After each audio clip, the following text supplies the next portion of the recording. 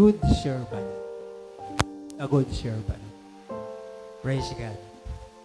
Bakit sinabi ritong good servant? Samantala, ang ating buhay ay hindi galing sa mabuti. Lahat tayo ay nagsisimula sa isang pagkakamali. Sa isang maruming pamumuhay. Ito po dapat nating maunawaan. Ano po, na mula sa ating masamang pamumuhay, tayo ngayon ay tinawag ng Diyos upang gawin isang mabuting tagapaglingkod. Purihin ang Diyos. Purihin ang Panginoon. Praise God. Hallelujah. Ito po sa aklat ng Mateo. Nalala ko po dati ng aking kabataan. Dumating kasi ako ng Manila 1979. Hindi ko po yun makalimutan. Kaya kung may mga karanasan kayo na pangit, hindi maganda, huwag ninyong kalimutan. Pero huwag na natin gawin. Kasi itong mga nakaraan, siya po yung magtutulak sa atin o magbibigay sa atin ng encouragement para makapagpapatuloy tayo sa ating paglilingkod sa Diyos. 1979, dumating ako dito sa Maynila. No, yung mga nakikita niyo mga tulay dyan sa Commonwealth, wala yan. Makakita ka ng bahay pag pumunta ka ng Fairview, yung may bahay lang, yung Tandang Sora. Mula din sa Pelcoa, Tandang Sora, papunta dyan sa may wheat market, tawagin. Yung may pure gold ngayon. Wala kang makitang bahay dyan. Puro talahib. Praise God. At noong mga panahon yun, galing ako ng probinsya, pupunta ako ng Maynila. Isa lang yung nasa isip ko. Mahango, umaalis sa kahirapan, o matulungan ko ang aking mga kapatid sa kahirapan ng buhay. Praise God. Dumating ako na Maynila, yung aking pinsan, na sumulat sa akin. Noong panahon kasi noon, walang cellphone eh. Sulat-sulat, telegrama, o telegram. So yung sulat noon, almost 3 months bago makarating sa amin. Pag mag-telegrama ka naman, bayad ka ng mahal, almost 2 weeks. Kasi hinahatid po yan ng mga kartero. Kartero ba? Wala na kayong kartero, ano? Wala na? O, kita nyo, hindi nyo na alam. Yun yung nagdadala ng mensahe. Hinati dyan sa mga barangay, mga bayan-bayan. At mahal ang bayad noon. Noong mga panahon yon ay pumunta ako ng Manila. Alam niyo ba kung magpamasahe sa barko? 27. Mura, no? 27 pesos. Libre pa kain yun. Praise God. Alam niyo ba kung ano ang inaahin ng mga barko na galing sa amin? Yung may NNN. Ilang N ba yun? Dalawa, no? NN. Meaning is Negros Navigation. Praise God. So, pagdating ko na Maynila, tama-tama naman yung pinsan na nag-invite sa akin para pumunta rito, binaril. Nung binaril, namatay. Almost kulang-kulang 1 buwan na nakaburol. Gusto namin iuwi sa probinsya, hindi mauwi kasi walang pera. Mabuti na lang yung kanyang amo ay nag-offer na, sabi niya, sige, sagot ko na lahat ng pamasahe. So, sa madaling sabi, Kararating ko lang ng Maynila, bumalik agad ako ng probinsya. At pagkatapos noon, yung pangarap ko sa buhay, parang nabura at napalitan ng galit. Amen? Yung pangarap na napakaliwanag, napalitan ng galit. Galit ako dun sa bumaril sa aking pinsan. At pagbalik uli sa Maynila, parang nagiging worse ang buhay ko.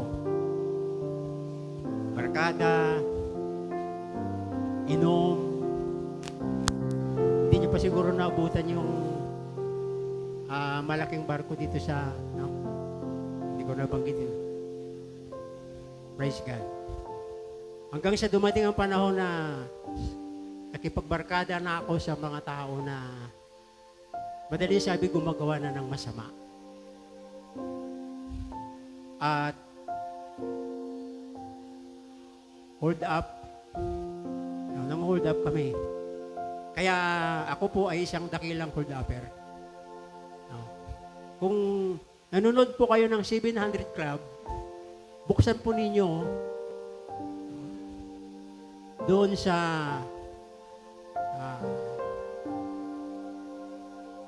From Rubber to Pastor. O kaya Bibot del Carmen. No? Lalabas yan dyan sa 700 Club. Kasi naka-televise. No? Binigyan buhay ang aking karanasan. At sa mga pagkakataong yun, hold up kami, mga bus. Dati wala pa mga malalaking bus dyan sa Commonwealth. Hanggang sa yung mga minibus dati. At yun, ang aking buhay. Hanggang sa dumating ang panahon na ang aking tinitirahan dito sa Don Jose, mayroong pinsan na pastor. At dumating siya doon, lagi akong lasing. Laging bangak. Praise God. Buti nga nung panahon na yun, walang bato. Puro marijuana lang. Ibang trip-trip lang. Pag-trip mo kumain, kain ka. Pag-trip mo yung tawa, sige tawa ka. Eh, laging trip ko pang hold up. Na-hold up ako. Trip lang, no? Wala naman talaga sa puso. Praise God. At dito, ay yung pastor na ito, na nagiging senior pastor ko, hindi po siya nagsasawa. Nagsishare. Alam mo, sabi niya, Bibot tawagin sa akin. Ang desire ko sa iyo, darating ang araw, gagamitin ka ng Diyos. Ikaw ay magiging pastor. Siyempre, wala akong alam. Wala namang, sabi ko, basta tigil na nga kayo, tagay na lang tayo. No? Praise God, napakatyaga po ng pastor na yun sa akin. Tuwing pumunta siya doon sa kanyang pinsan, sa Don Jose, ako agad yung hinahanap niya. Pintuhan kami, habang tumatagay ako, umiinom. Hanggang sa dumating ang panahon na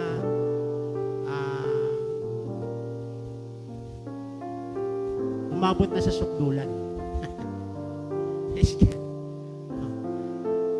Last naming ginawa ay hinold up namin yung isang grocery dyan sa may ang pangalan ng grocery na yan ay Medos. Ewan ko, parang mayroon pa ngayon dyan. Dito sa may Doña Carmen, yung pag ganun. Praise God. Hinold up namin at pagkakataon na yon, nahuli kami ng mga pulis. Panahon yun ni Marcos Senior. Panahon ni Marcos Senior, kapag ikaw ay nahuli na gumagawa ng masama, saan ka pupulutin? Yung mga sabongero ay ibinaon doon sa Taal Lake. Kami naman, ng mga hold-upper, no, lumulutang sa kangkungan. Amen. Lamisa Dam. Yung Lamisa Dam, mula pang mga bahay yan. No? Puro talaib yan dyan. napanahunan ko. Praise God. Dala kami sa Lamesa Dam. Sabi ng mga pulis, baba. Pagbaba, sabi nila, takbo na. Purihin ang Panginoon. Hindi ko po makalimutan ang mga oras. Pagkakataong ito, dahil totoo pala na ang ating Diyos ay buhay. Amen? Naniniwala ba kayo na ang ating Diyos ay buhay? Praise God. Yung aking tatlong kasama, tumakbo. Kitang-kita po ng aking dalawang mata kung paano sila pinagbabaril ng mga pulis. Eh ako na lang naiwan doon. Sabi ng pulis, ano pang hinantay mo? Tumakbo ka na. Baka sakaling hindi ka tatamaan ito. Ibig sabihin, talagang, no, babarilin ka nila kahit hindi ka tumakbo. Alam po mga kapatid, noong mga time na yon, naisip ko si pastor. Yung pinsan ng aking amo sa Fairview. Sinabi niya, Bot, alam mo ba, may tawag ka sa Panginoon. Mahal ka ng Diyos. Purihin ang Panginoon. Hindi ako tumakbo. Dahan-dahan ako bumaba doon sa patrol. Patrol pa kasi tawag nun eh. Pagbaba ko sa labag, lumuhod ako. Sabi ko, Panginoon, kung talagang kayo buhay, bigyan niyo ako ng pagkataon. At ako'y maglilingkod sa inyo.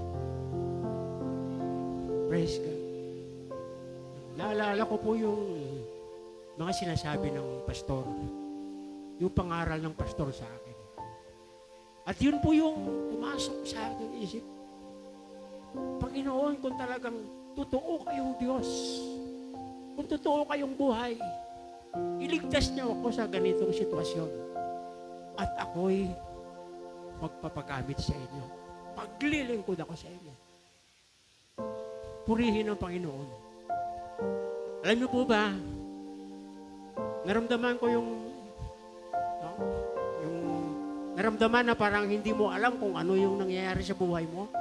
Merong liwanag, merong mainit, merong malamig. Praise God. No? Alam niyo po ba mga kapatid, ang Diyos ay Amen. Pagdilat ng aking mata, wala na yung mga pulis. Praise God. Praise the Lord. Doon ko naramdaman na ang Diyos ay makapangyarihan. Kinuha ko yung aking mga kasama, pinatid ko sa kanilang mga bahay. Pagkatapos, hinanap ko po yung pastor. Yung pinsan ng tinitira ko din sa Fairview. Alam mo po ba kung saan ko siya nakita? Dito po sa Dagat-Dagatan. Yung baba ng City Hall ng Caloocan, Maine, doon ko po siya nakita. At mula noon, sama-sama ako, nagtitestimony, nangangaral, praise God. At totoo nga, napatunayan ko sa buhay ko, sa sarili ko, na ang Diyos ay buhay. Praise God.